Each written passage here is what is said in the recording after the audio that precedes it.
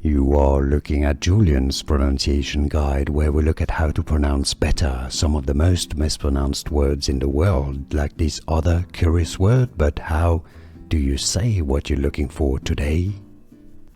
British English pronunciation.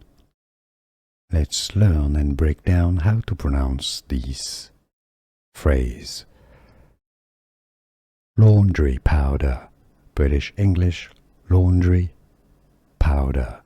In American English in the US, as opposed to the UK, it's usually pronounced as laundry powder,